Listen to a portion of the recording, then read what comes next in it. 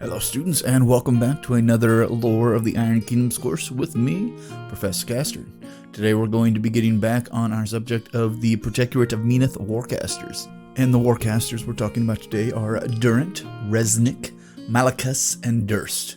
But before we begin, thank you guys so much for tuning into this course.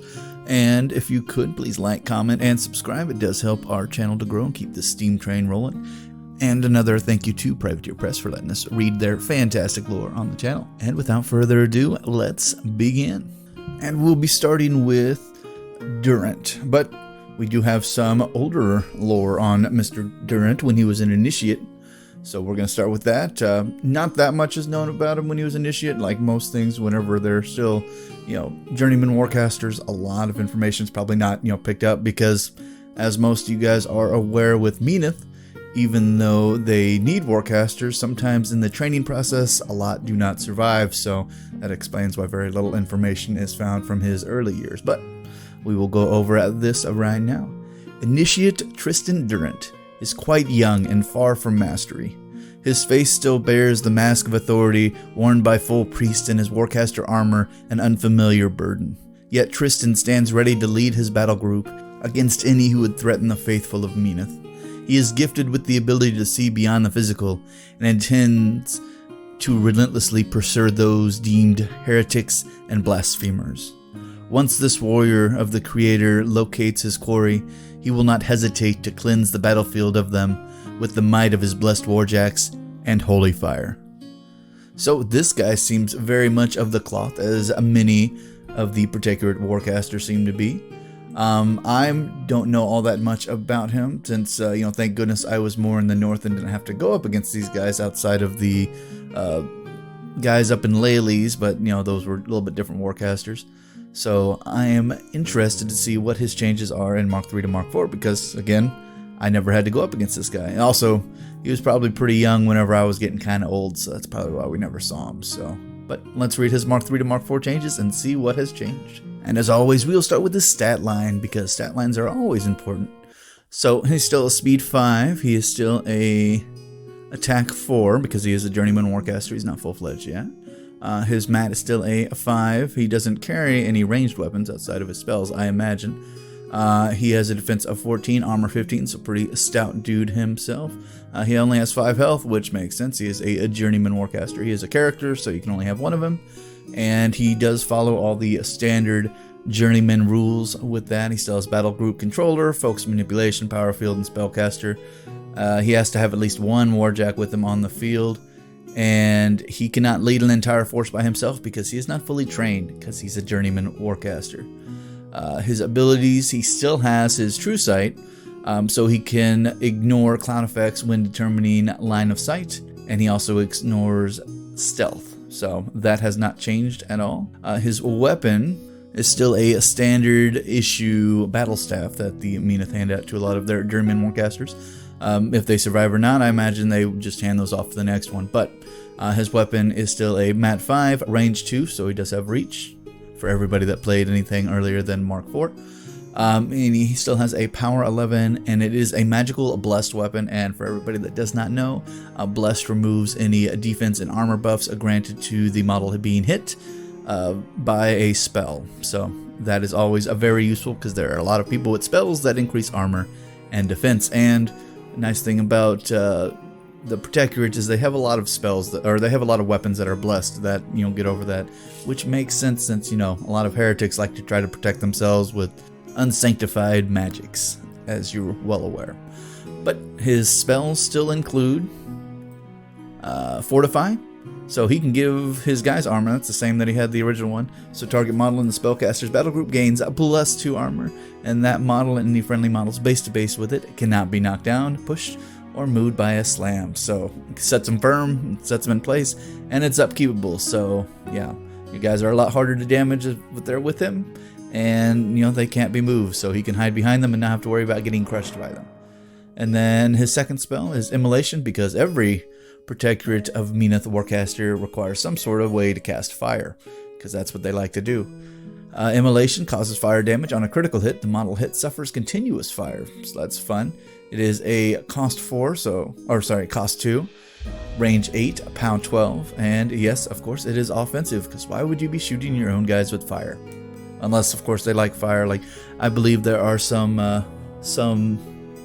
wolds in the Circle of Oberos that like being caught on fire, and I believe we went over them in a previous course. So you can check that out if you are interested in seeing guys that like being on fire. But that is it for the journeyman, Tristan Durant, or Durant. I'm going to say Durant because it fits my accent. But yeah, he's just a journeyman warcaster, so link him up with any other warcaster. He just hands out armor, which is always good, and he catches people on fire, and his true sight ability is really useful against guys that have stealth. So if you're going up against a very sneaky army, he would be a good addition to any army, and he gives you an additional 4 focus to your overall army, so always useful. But let's check out his full-fledged version and see what we got there. Let's move on. Sovereign Tristan Durant. To many of the faithful, Sovereign Tristan Durant has become as much a savior as an instrument of war. With each new city or village he visits, the young warcaster gives rousing sermons to the inhabitants, crying out the tenets of the faith from town squares or the steps of local temples, and at each stop the crowds that gather grow larger. Rather than simply preaching glory through suffering and repentance in the eyes of Menoth, Tristan speaks of a future beyond the constant state of war. He describes his own experience in conversion, demonstrating his humanity and compassion. He asserts that he feels the will of the Creator guiding his actions, lending him to the surety needed to remain both stern and open-minded. That his message contrasts with harsher leaders lends his words weight, but in no way does he detract from his capability and decisiveness on the battlefield. Since becoming a full-fledged warcaster, Tristan has continued to serve the Creator of the Northern Crusade, though his part in the conflict differs from that of the Protectorate's other warcasters. While Tristan knows the importance of striking down those who would willfully oppose Menoth and attempt to harm the faithful, he also looks to spread the word of the Creator to those who would hear it. Though his personality is very different, some of the faithful see it as a reminder of the Severus youth, when the great priest ventured abroad as a missionary. Where others might become consumed by the demands of the crusade, Tristan has not forgotten the needs to address those who have fallen under the Protectorate's purview, often sharing meals with the impoverished, healing the sick, and holding counsel with local authorities so he might better understand their needs and concerns. He comprehends that the titanic changes necessary for the fulfillment of the Great Crusade leaves much destruction in their wake. He does not condemn this unavoidable upheaval, but intends to do his part to mitigate suffering and see the squalid hovels of the poor unbelievers replaced by inspiring temple walls and communities made safer for worship. In his mind's eye, this transformation will leave all the people of Imoran closer in harmony to the lawgiver, transfigured through faith and prayer. As his personal connection with the Creator has strengthened, so too has his combat prowess and ability to command warjacks in battle. In just a few short years, he has contributed to several major victories against the Cadorn forces occupying Lael, including holding the city of Bridosh against the forces of Winterguard, outnumbering his troops 2-1. Though compassionate, Tristan has no qualms about unleashing the holy wrath of Menoth upon his enemies, particularly those such foes that threaten the safety and security of those under the Warcaster's protection. Well, I guess he was in Lael. Again, I really never ran into him, so maybe he was super young whenever I was going through. I've been out of the market for a bit, so that's probably what it is. But he does sound very protective of his followers, which is kind of weird for Menoth, or for the Protectorate of Menoth, because they usually always see the people underneath them as, well, fodder for most of the time, like unless they need them, of course. But yeah, that is actually quite a change. So Durant actually cares about his people. That's kind of nice. He's not one of the ambitious warcasters. He's pretty similar to Krios in that regard, I imagine, although Krios is a lot more destructive. But yeah, we will see what changes happened between Durant for his Mark 3 to Mark 4 changes, and see how much better he got compared to his journeyman days. And let's start with the stat line, because that's usually where we see the first changes. He's still a speed 5. He is really not very fast, but I imagine he's pretty strong though. He has a Focus 7. My goodness, he became a fantastic Warcaster. His mat went up to a 6. His defense is still a 14. His armor went up to a 16, so I guess they got him a little bit better armor from his younger self. And his control range is 14 as always, because he is a very powerful Warcaster. But let's check his abilities and see what has changed there. My goodness, his abilities have not changed, which is both great for him and terrifying for anybody that has to go up against him. So his abilities are, he still has True Sight, so this model ignores cloud effects when determining line of sight, and he also ignores stealth, which is great because that was his original version as well. However, with his upgrade to a full-fledged Warcaster, he now has Field Marshal True Sight, so everybody in his battle group also gains a True Sight ability as well, which makes them all great for taking on ranged guys, or shooting anybody at range. Which also adds another interesting thing, that he does not carry a ranged weapon, and he's not all that fast either, which is interesting. But it would allow you to charge through cloud effects, which is kind of always nice. And having the ability just to ignore stealth just allows his more ranged warjacks to be able to just clear him out, or get into melee with whatever they can. So it does help quite a bit actually. Let's check out his weapon, see what we got. Alrighty, we have Veritas. It is a mat 6, range 2, and a pound 12, and it is magical, although they took off his blessed, so unfortunately it's a little bit weaker. Oh no, it still has an additional power point compared to his old weapon, but it's just a little bit weaker without that blessed. But he does have critical dispel, so on a critical hit, upkeep spells and animes on the model/unit hit immediately expire, which is awesome, although you do have to fish for crits on that, but with his 7 focus, that is completely doable. But let's check out his feat now that we are here at this point. Prayers of War. Now this one hasn't changed at all, and this one's an interesting one. So we already know that Durant has a high focus threshold at 7, or at least higher than the average. But his Prayers of War, warjacks currently in his control range gain 1 focus point. And then Durant gains 1 focus point for each warjack in his battle group currently in his control range. He cannot have more focus points than his current arc as a result of Prayers of War. But that basically means that not only do his warjacks get stuff, but he could literally, if he had a bunch of, say, Light War Beast underneath his control, he could spend all of his focus to do a bunch of stuff, himself, at the beginning of the game, and then he can just replenish everything all at once, and then hold a whole nother casting round, which is kind of scary. And if he has any kind of ability that he can just toss focus on, like a spell, onto a warjack, that would make that even more powerful. But let's check out his spell list to see how useful that would be in the long run. Alright, first spell up, same as his original. He has Chasten. Enemy upkeep spells and animes on target model/unit damaged by this attack expire. And this is a pound 12, range 8, cost 2, so not very expensive. Didn't really change from the other ones. So that's a useful spell to have, because you can shut down all sorts of fun spells. Then we have Cleansing Fire, has not changed from its original. Cleansing Fire causes fire damage on a critical hit. It causes fire continuous effect. It is a cost 3, range 8, AoE 2, 14, 8.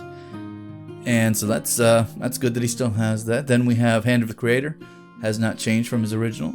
Hand of the Creator, remove D3 damage points from each friendly faction warrior model currently in the spellcaster's control range, and it can be cast once per activation. Now this is a very powerful spell because it's not focused on one thing, it's every model that has health points in his control range, which is a 14-inch control range. So if this guy would be fantastic for either the heavy duty units or a bunch of warjacks as well. Now D3 doesn't seem like much, but it is enough to get a system back online, and it is enough to get guys feeling a little bit more better on the battlefield, especially those heavier armored units. So yeah, that is a very powerful spell, and with his feat you can do it twice. Yeah. Then we have Inviolable Resolve. That's what it is. And that one has not changed either. Target friendly faction model gains +2 armor, can't be knocked down or moved by a push or a slam. So that's like his original spell that he had on himself. That is fantastic for any kind of model, actually. Anybody could really use a +2 arm and the ability not to be knocked down, especially if they have tough or anything like that. But yeah, the +2 armor plus his, ability to just shoot that out there. And it's an upkeep spell too, so you can set your guys up at the beginning of the game and just keep it running through the end. So that's nice. Then we have a Manifest Destiny. While in the spellcaster's control range, models in its battle group gain an additional die on melee attack and melee damage rolls, and then you discard the lowest die of each of those rolls. That is phenomenal. Unfortunately, it's not upkeepable, but that probably makes sense. It is a cost of 3, so it's a little bit, more costly, but having that in every model in his battle group, yeah, his guys aren't going to miss in their ability to ignore, line of sight through cloud effects and ignore stealth is actually a lot more useful than you think. But yeah, this guy does not look like he really changed at all between his Mark 3 to Mark 4 cells. Maybe because he came out later, or maybe because he was promoted a lot later, so you didn't see him. They didn't really see a reason to have to rebalance him because he wasn't broken compared to what they were going to do in Mark 4. So that is phenomenal. But let's move on. High Executioner Menoth Reznik. Those who have spurned the lawgiver often enjoy a false sense of security outside the Protectorate of Menoth, thinking themselves safe from the Screwtators. These faithless learn their mistake at the edge of the High Executioner's sword. Menoth Reznik readily imposes his will on foreign soil. He brings sworn writs demanding the execution of those guilty of sacrilege, sorcery, or religious treason, both inside and outside the Protectorate's borders. The High Executioner embodies ancient ways of faith, and his masked visage recalls the time before the rise of the Twins, when priest-kings reigned and the citizens understood that impiety would be met with suffering and death. He was raised in Kodor's northern mountains among the strictest sects of the Old Faith, who saw the local Screwtators as judge and jury. There he learned that the ministration of rack or execution invoked with the proper prayers might divest the soul of guilt as it fled to Caen and grant redemption in the city of man despite mortal failings. The way of the priest did not suit Reznik, however, and he soon abandoned the north. He journeyed south, where he had heard those of purer faith had carved a nation amid sun-blasted sands. At the time not yet hierarch, the monk and Screwtator Garrick Voyle saw Reznik's true soul in his eyes. He walked an instrument of faith, who could kill eagerly and without mercy. In the hour of service, Reznik became High Executioner, and in the early days of Voile's hierarchy, Reznik proved by numerous examples the hierarchs would brook no insubordination or lack of resolve. To this day, stories still circulate of Mennonite villages burned to the last man, woman, and child at Reznik's hands, with none left to describe the reason for such punishment. The Protectorate's leaders have little love for Reznik. Only Voile's successor, Hierarch Severus, tolerates his presence, understanding what sort of weapon his predecessor wrought in the man. Reznik's single-mindedness and almost inhuman appetite to punish the faithless has earned the enmity of Grand Exemplar Krios. Word of his purpose has spread to every Mennonite community across Western Amoran. He has earned fearful adoration from those who relish divine retribution, and they bring him the names of suspected heretics. Severus's great work in Lael has prompted Reznik to swear anew his vows of service. He has joined his strength with the Northern Crusade to carve a stronghold from the stubborn soil. The days ahead will provide ample opportunities to exercise his function and spread the fire of the lawgiver across the darkened lands.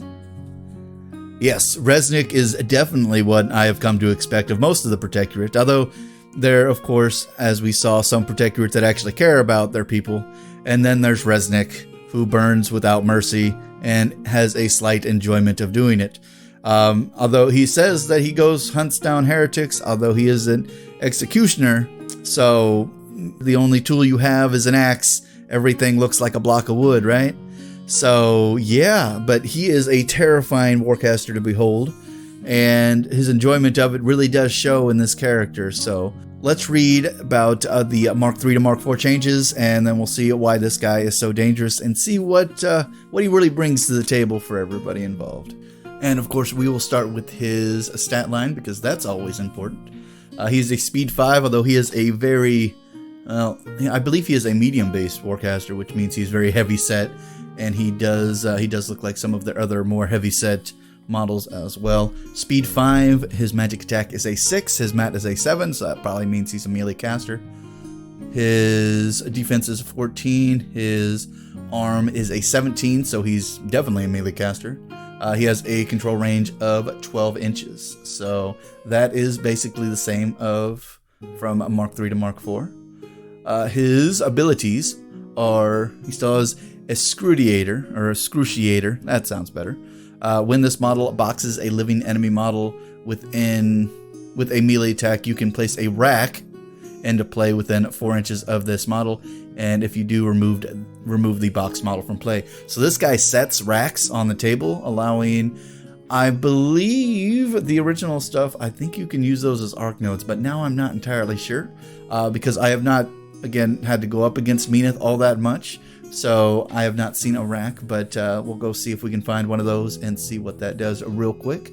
Alright, after some shuffling, I found the archives for the rack, which does not look enjoyable at all, and for everybody that has seen a rack, that is definitely a torture device or penitence or whatever they want to call it. However, its stat lines would be, it's a defense 5, arm 10, so it's easily destroyable, and has fiery blast, so when this model is destroyed, models within 2 of it suffer a POW 14 fire damage roll. But what it's really good at is it's a focus setup. So during your control phase, this model receives 1 focus point if it does not have any. This model cannot have more than 1 focus point at any time. While this model has a focus point on it, it cannot be damaged by ranged attacks. During a friendly faction Warcaster's activation, it can remove 1 focus point from this model in its control range and gain that focus point. Each Warcaster can do this once per turn. When a focus point is removed from this model, roll a d6. On a 1 or a 2, it explodes with the same fiery blast that would happen if it was removed. So, and it's removed from play. So any bodies on it or souls are gone, obliterated. So this guy is literally putting himself additional focus points on the table, because he can pull this off as long as it's within his control range and these guys are still alive. He can keep pulling fury from these things, and if they explode, oh well, that's free fury or free focus. So yeah, so that's super dangerous, and he gets that for every person he kills. Now let's see how good he is at killing people, shall we? Well, first let's check out his second ability. So he has Witch Hound, and he had Witch Hound in his Mark 3 as well. And Witch Hound, when an enemy model hits 1 or more models in this model's battle group with an arcane attack, immediately after the attack is resolved, 1 model in the model's battle group in its control range can advance up to 3 inches and make 1 basic attack. So literally they're hunting witches, and all of his cohorts hunt witches as well. Yeah, super dangerous. And if you're going up against a especially magical army, that is even better for you. Let's check out his weapon, because his weapon looks mean. So he's a mat 7, has a range 2, so it has reach. It's a POW 14, so pretty decent damage on that. And he also has Purgation on it as well, and he had it on Mark 3 as well. So he gains an additional die on attack and damage rolls with this weapon against models with an enemy upkeep spell or animus on them, which is a free die, basically, because it's gain an additional die. It's not a boosted attack, it's a gain additional die, so this guy can be swinging up to a 4 on attack and damage rolls against guys that have animuses on them. So if it's like an armor buff or it's like an animi that make it, you know, more dangerous, he is swinging for the fences. So yeah, be very careful when you have to go up against this guy, especially if you like to defend your guys up, because he's just going to swing right through it. Yeah. Hey, at least he doesn't have blessed on top of that, because that would be even worse. But I imagine that is definitely a balanced situation. But let's check out his feat and see how good that is. Alrighty, and unfortunately, if anybody's ever gone up against Reznik, his feat has not changed at all, actually, and his feat's pretty actually awful for especially Horde's characters, since they require Fury. But let's read it over and you'll see why very quickly. Enemy models currently within Reznik's control range lose all focus and Fury points. So that's everybody. So all War Beasts, all Warlocks, all Warcasters, lose it all. Gone. Then while in Reznik's control range, enemy models cannot upkeep spells or be allocated focus. So yeah, that's also awful. And those casting spells suffer fire continuous effect. And then Judgment lasts for 1 round. Not 1 turn, 1 round. So yeah, if you're close to this guy and he pops that, he's shutting down all magic everywhere. So you better hope that you are not a very magic-based group. Because not only does he remove all of your focus, fury, and whatnot, so forth, he will also catch you on fire if you even have the inkling of wanting to cast a spell. And for fire, that is a terrible thing, especially for, say, Circle Oberos with their Wayfarers, who, like to cast random spells to give, I don't know, be able to blast people with rocks. And then they're automatically caught on fire, and they don't have the highest armor to begin with. So yeah, that is an insult to injury judgment for any magic user, and yeah, makes him even more of a witch hunter. But let's move on and see what spells he still has and see if anything changed there. And that would be a big no, looks like. So for everybody that has ever gone up against this guy, or for everybody that's used him on the battlefield, he is great at dishing out damage and great with a large-scale battle group, because, yeah, let's read over his spells and you will see why. He still has a Brand of Heresy, so it is a cost 3, range 8, upkeepable, yes, spell. Cohort models in the spellcaster's battle group gain boosted attack and damage rolls against target model/unit, and it's upkeepable, so once you, put that on somebody, you can keep it on somebody. And with his ability to, throw out racks, he can keep pulling in focus randomly, so not going to slow him down, ain't going to break his stride. Then we still have Engine of Destruction, which makes him even more dangerous. So the spellcaster gains a +2 speed, +4 mat, and +4 to his melee damage rolls. Now this is a cost of 2, but you're really turning him into basically a warjack on his own. So you're kicking his speed up to a 7, you're kicking his mat up to an 11, and you're kicking his damage up to an 18. So yeah, if this guy is in melee, he just wants to stay in melee, because having a 7 speed, he can walk up and just annihilate anything. And if that model happens to have some kind of spell or animus on them, it is a automatic additional die. Yeah, he is a danger melee caster. So next spell, he still has Hex Blast, so enemy upkeep spells and animes on the model/unit hit by Hex Blast immediately expire, so he can turn off people's spells and upkeeps and animes as well. Although that is upkeep spells and animes, so if it is just a standard 1-turn spell, it does not affect those. But let's move on. Ignite, so he can target friendly faction model/unit, gains +2 to its melee attack damage rolls. And then affected models gain critical fire, so they also get the ability to potentially catch somebody on fire. And it's also upkeepable, so you can kick those on. And what's nice is it's friendly faction models. It's not just friendly warrior models or friendly cohort, so you can really spread this around, especially if you have some heavier set units you want to toss that onto, because having the ability to do more damage and the ability to critical fire is always useful, regardless of what unit that kicks on. And then it looks like he still has Perdition. So when an enemy model is damaged by Perdition immediately after the attack is resolved, the spellcaster or a model in his battle group that is currently in its control range can make a full advance towards the nearest enemy. A model can advance as a result of Perdition only once. So yeah, so if they shoot somebody, then he can move, which is nice. And for a guy that has a normally base speed of a 5, being able to move again is always going to be useful to keep him a little bit more mobile. Although if you also have Engine of Destruction going at the same time you cast Perdition, well, you see where the danger stuff starts with him getting into melee.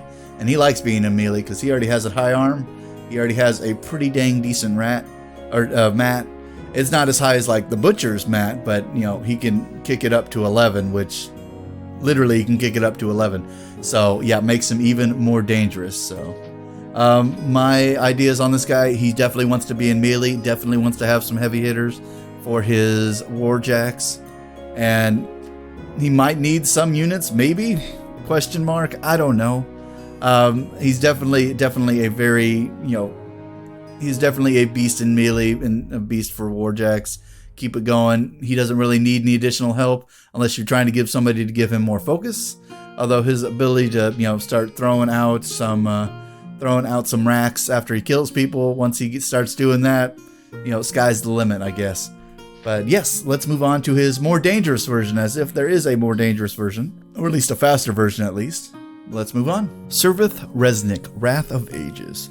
Perhaps no man so perfectly expresses the spirit of the Great Crusade as Menoth Reznik, a living weapon of his faith, fanatical even by the standards of the Soul Menites. He stands as an embodiment of absolute devotion. For Reznik, the world is a crucible of flame, and humanity stands at the precipice of self-inflicted annihilation. And yet Reznik is no mere man.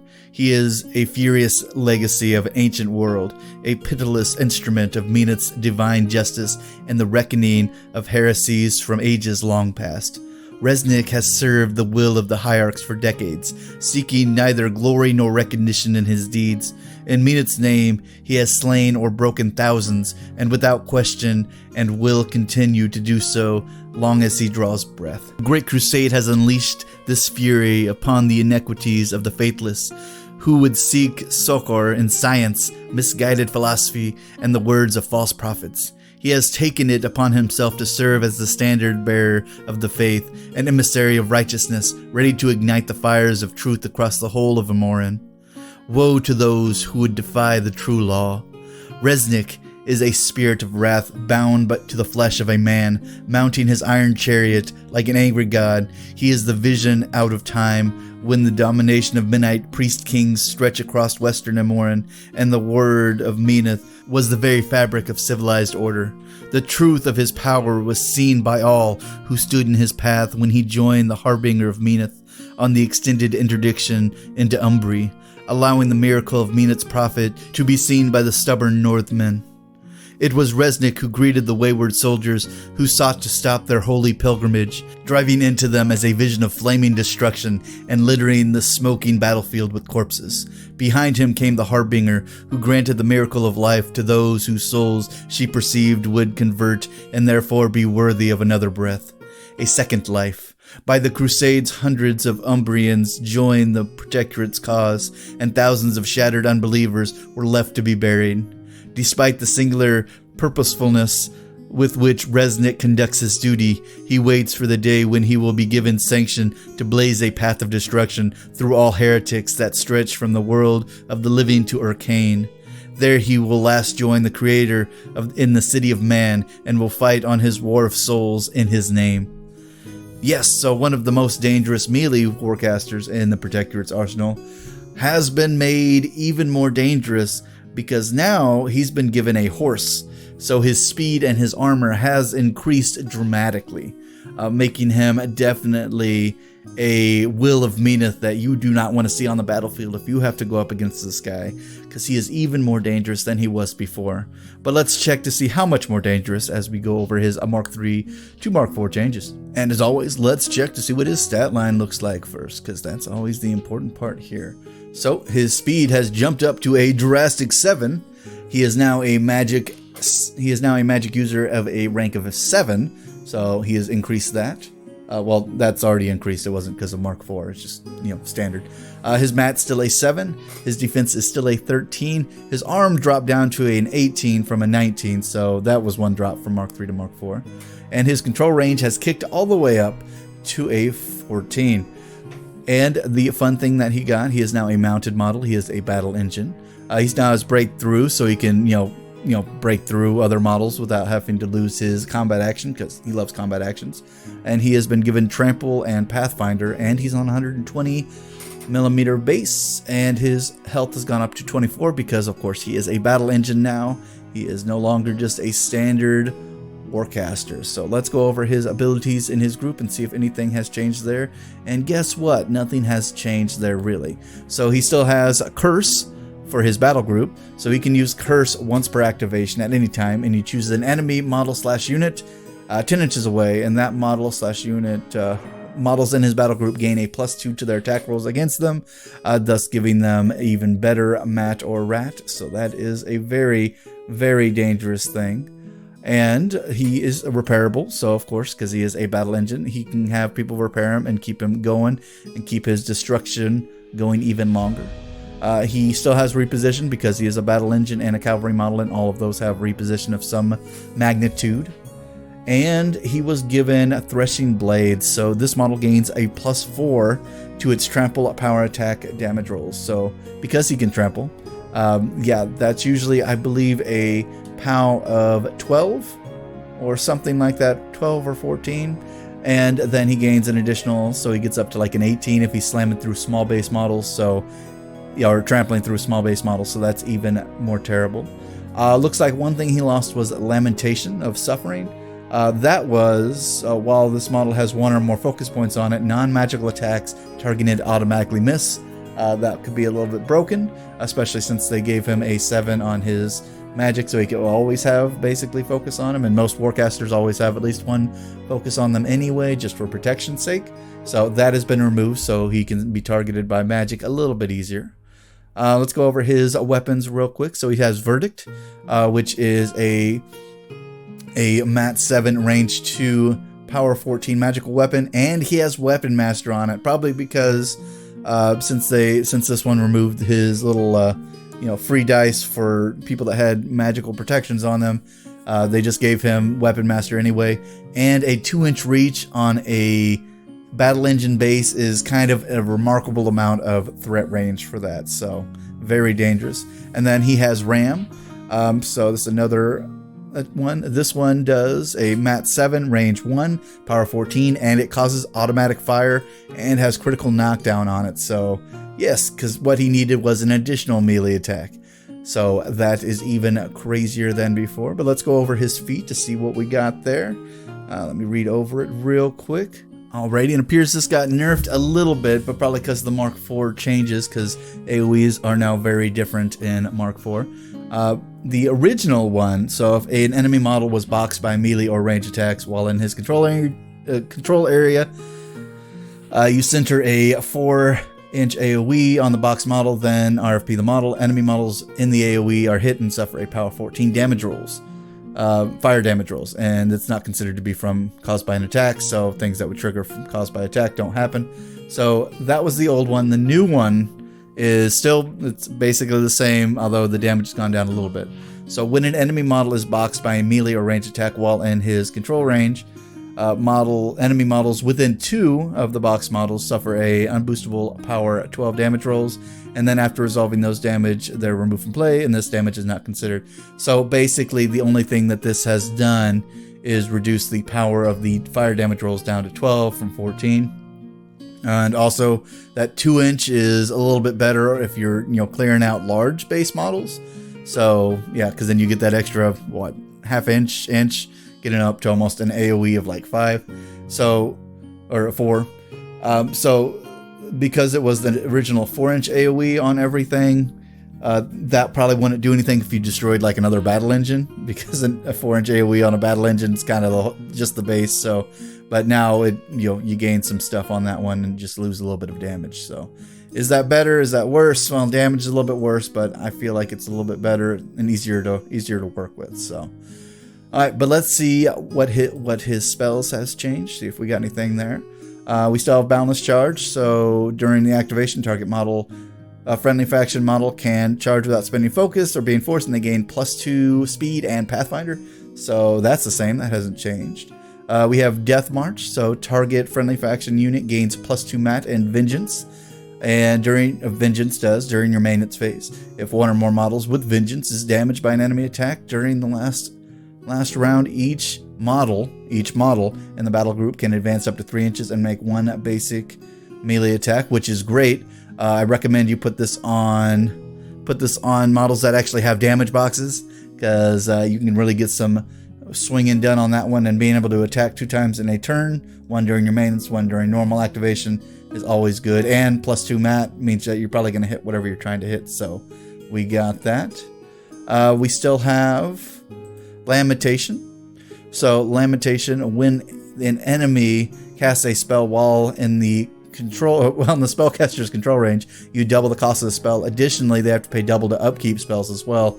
And this is an upkeepable spell. This is part of his original set that likes to, well, really hammer it down on spellcasters. He does not like enemy spellcasters at all, and he will do anything in his power to make sure that they suffer as much as he can make them suffer. So yeah, he is pretty terrible in that spirit. And then it looks like we have a new spell. Oh no, we don't have a new spell. It's just a different area. So we still have Spell Piercer. So while in the spellcaster's control range, the weapons of friendly faction models gain Bless and damage type magical. And this is just a control area spell, so this affects everybody. And giving them the ability to gain blessed weapons and magical attack allows them to take out incorporeal models, and then removes all spells that would increase the enemy's armor and defense. So that is, well, I'm not going to say it's broken, but it is definitely a very useful spell. And it is only a 1-turn spell and it costs 2, so, you know, use it when you need it. And yeah. And then the last one that we still have would be the Flesh is Weak. And this is a cost 3, range 8, AoE 3, 13/7. A living and undead models damaged by Flesh is Weak cannot run, charge, or make slam or trample power attacks for 1 round. So that's basically the same from the original one as well. Same damage points, same stuff. So yeah, he is basically the same from Mark IV. So just as dangerous, and my goodness, he really does not like spellcasters at all for any time. But he, with this new version with the battle engine, he definitely cements himself as a good Warjack caster who can actually get in with his Warjacks as well and do some crazy amounts of damage and take them out. So I would recommend him if you're playing especially large games. He is a powerhouse to behold, or even his original version is still a powerhouse. So yeah, get him in there, and if you have to face him, I am sorry for your soul. Because, well, he's going to take it because he's collecting souls for Menoth, kind of. Although he's not a soul collector in terms, but, you know, he will send your soul to Caen, or Caen to be judged, so you know what I mean. Let's move on. Malekus, the Burning Truth. Determined to bring Menoth's glory to the world, Malekus, the Burning Truth, carries with him the righteous fires of the Creator. His arrival is announced by his booming voice reading passages aloud from the canon of the true law. His departure is accompanied by the ashes of non-believers. Malekus spent his youth as a Morrowind orphanage in a small town just outside Caspia, where he was subjected to hard labor and unspeakable abuses by the authority of the unscrupulous headmaster. This early experience instilled in Malekus a hatred of the corruptible Morrowind faith. It was not until he heard the word of Menoth shouted out by a zealous street preacher that the boy saw a means to an end of his horrid existence. The Creator's righteous fire would cleanse his past and make way for a better future. After setting fire to the orphanage, he made his way to the Protectorate and pledged his life to the service of the Creator. He felt particularly captivated by the notion of holy fire and the freedom it granted him. Malekus spent the next years in the halls of the Flame Guard Temple and initially trained in combat, expecting to become a soldier. It did not take long for his instructor to discover his budding warcaster talent, at which point Fiora, priestess of the flame, herself requested his admittance to the Insidium. There he would ultimately serve as both priest and cleanser, tasked with burning away impurity both within the borders of the Protectorate and outside them. Malekus was elated at being singled out among his peers for this work, and he never forgets Fiora's role in shaping his path. From the moment he entered the Incendium, Malekus has dedicated himself to Fiora's service, a dedication that has aided his rise. He now serves as the primary intermediary between Fiora and her cleansers. Through the eternal fires of Menoth, Malekus has seen himself reborn into the existence free from the pain and misery that once tormented him. He has made it his life's work to bring the same release to those oppressed by the worship of other gods. Malekus is ever willing to intercede on behalf of those willing to return to Menoth's embrace, but he has only scouring flames for those who persist in blinding heresy. The Northern Crusade has opened new avenues for the Warcaster as he attempts to guide the wayward back to the worship of the Creator. As much as Malekus detests the corruption he finds rampant in others, he has never conquered his fear of the weakness inherent in himself. All too aware of how quickly impurity can take root, he regularly cleanses himself through flagellation and self-inflicted burns to maintain clarity of mind while performing his essential duties. Scars riddle his flesh beneath his armor like a roadmap of his past transgressions. So yeah, this guy is definitely a fire lover, and with Protectorate that does make sense, and he would always find a happy home there. Self-flagellation is actually pretty common among the most pious of worshippers of Menoth, so he kind of fits the mold a little bit.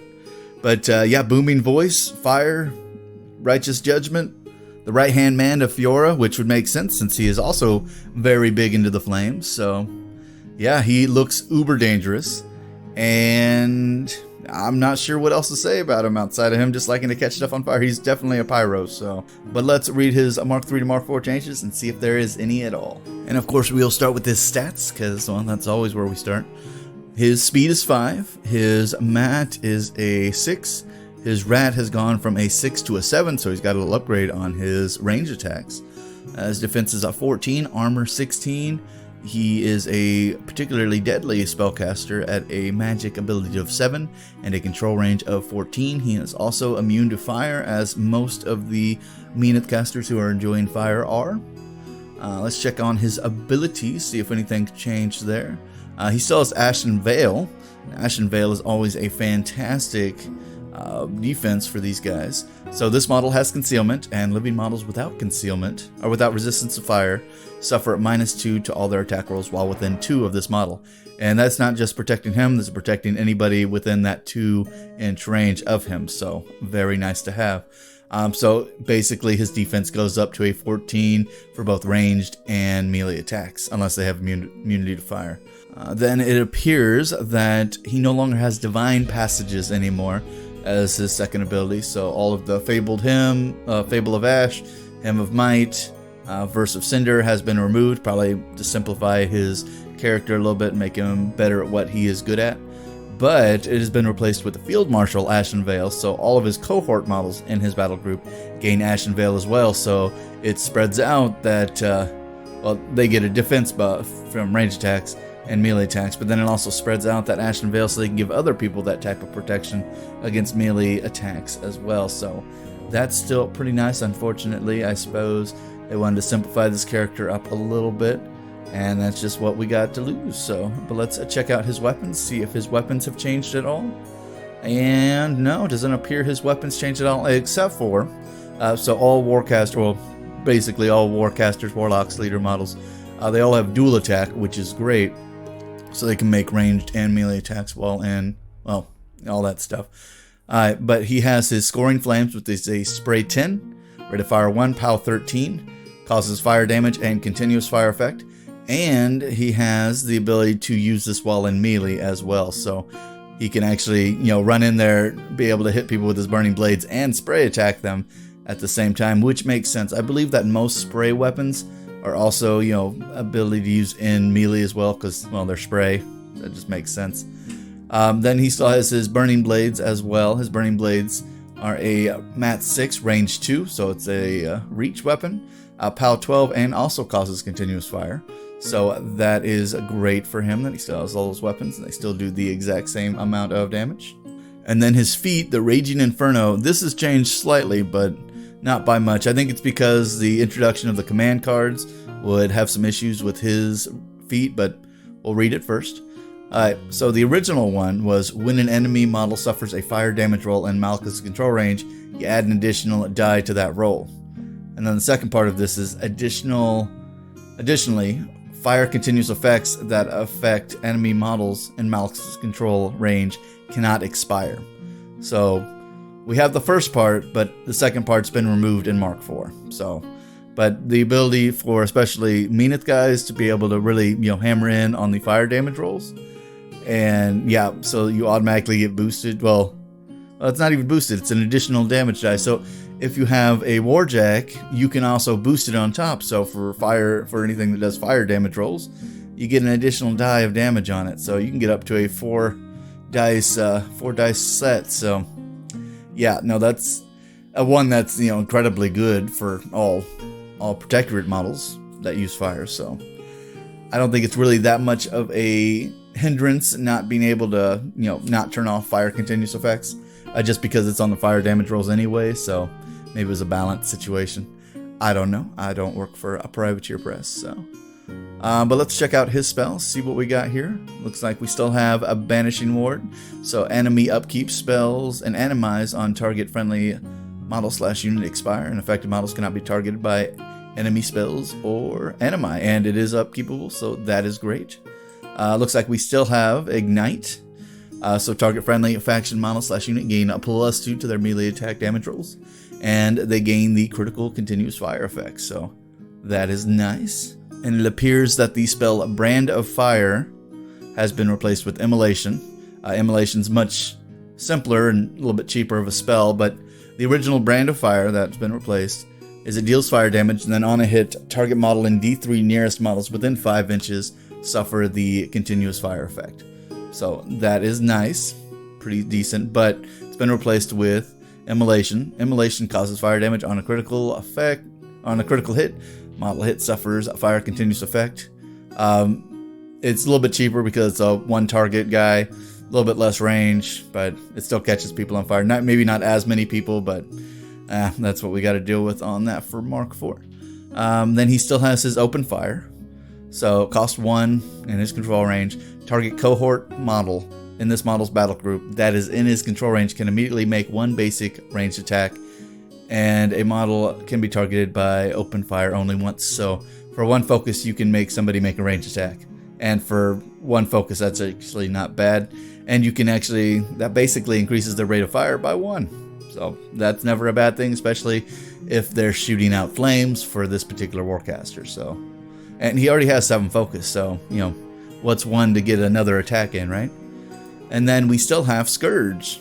So on a direct hit, models hit by this attack become knocked down. So always good to be able to knock models down. And this is auto knockdown, well, as long as you hit. So, and he already has a 7 on his stuff. It's a range 8, cost 4, so it's pretty costly. And it's an AoE 2, so you're still knocking down 3 models minimum. So, or maximum. So that is always a phenomenal. So this guy's basically a tinderbox kind of caster.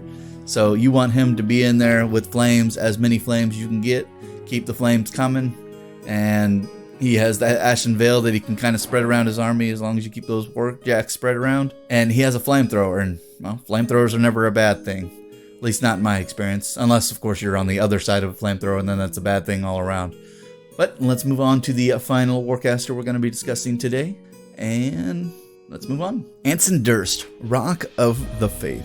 Anson Durst is the rock on which the enemies of the Protectorate break, a bulwark to the faithful who weather tides of violence to keep blameless Menites safe. Though he has no interest in theosophical rumination occupying some of his brothers, none can question his devotion to the Paladin creed. His humility and sense of duty are an inspiration to the soldiers he commands, each of whom feel compelled to emulate his steadfast courage. Arising from humble origins, his parents toiled among the countless farm laborers helping to keep the Protectorate fed. Durst might have gone unnoticed if not for his unusual size and strength. After drawing the attention of a veteran paladin passing through his village, Durst was recruited to the Order of the Wall at the age of 10. He endured training that has been perfected to forge youths into unyielding guardians of the faith. He took readily to combat training, but his mighty temper nearly undid him. A rage-fueled scuffle at the age of 12 resulted in him killing another boy, and that tragic event scarred Durst deeply. shame drove him to an intense commitment to the Paladin code, he still seeks to atone for this stain on his soul, finding solace in the discipline of his order and employing his strength to protect others. His soldier's life guarding the Protectorate's borders at the northern garrison was changed drastically by the late discovery of his Warcaster's gift. He was thrust into the role of military leader during the onset of the Signarin invasion of Sol. Durst earned an epithet, fighting as part of a force of temple flame guards and paladins to repel wave after wave of invading soldiers. As the war raged on, countless times he used his powers to prevent harm to his men. His machines advanced in tight formations along his soldiers, ready to receive blows intended for them. This tactic fast became the hallmark of Durst's approach to war, as the Stalwart Paladin views his men under his command to be far more valuable than the warjacks that fight alongside them. Though committed to his oath, Anson Durst is first and foremost a military asset to the Protectorate. His main desire is to stand between the faithful and their enemies, but the Great Crusade requires him to obey priests who sometimes see him as a weapon with which they crush the faithless. Ever committed to his faith and his Paladin oath, he continually seeks to reconcile his duties as a Warcaster with the need to remain true to his code. So this guy is very protective of the faithful, which is kind of nice. He is actually very similar to the first guy that we read, being that of Tristan Durant. So yeah, I think these guys are actually... What's weird is how much these guys are very protective of the people around them compared to some of the other, Protectorate of Menoth who are more, power hungry or just like to burn people. Like, these guys are very Paladin-like, and especially if he's part of the Order of the Wall Paladin, he is very, very protective. Like, his whole thing is to protect, innocent people. So, yeah, and having people like this in the Protectorate faith is actually something that makes them, not as bad compared to some of the other leaders or the pyros that are in this army pretty relevantly. So, but yeah, he is just a good dude, very big, very big shield, very blocky. But let's see his Mark 3 to Mark 4 changes and see what he is best at. And I'm going to make the assumption he's probably really good at protecting soldiers in his army using his warjacks, but we'll find out shortly. All right, let's start right reading off his stats. So he is a speed 5, as most of these guys are. He is a medium base model, so he's a little bit bigger than the average. He has a mat of 8, makes him a melee caster. I don't think he has any ranged weapons, so not really his thing. He has a defense of 13, an arm of 18, so he's, a light or heavy jack depending on what army you play. He only has a magic of 6 and a control range of 12. So yeah, definitely not the highest of the caliber of spellcasters, but still very solid. And it looks like his abilities, he has Retaliatory Strike. So when this model is hit by a melee attack by an enemy model during your opponent's turn, he can swing back and make an attack against them as well. You can use that once per turn. Then another one, he still has Sturdy. So this model cannot be pushed because, well, of course he is from the Order of the Wall, so that actually makes sense. And one of the things he lost is Brace for Impact, so this model does not move when slammed. So I imagine because he can't be pushed, that also means that he probably can't be moved by a slam, which makes sense. So I imagine that was kind of unnecessary to have that in there. Let's read about his weapon. His weapon is Recompense. That's the word. So yeah, one day I'll be able to pronounce it. So he has a mat 8, range 2, so it is a reach weapon. Power 14, which makes sense since he is very melee. He's also a weapon master, so he gets an additional die on damage die when using this particular weapon. And then its ability is Eruption of Ash. So on a direct hit, when the model is boxed by this attack, with this weapon, center a 3-inch AoE cloud template on the box model, and then it is removed from play. And then the template is a hazard that is in play for 1 round. Enemy models entering or ending their activation in the AoE suffer a POW 12 damage roll. So yes. And does that affect him? Probably.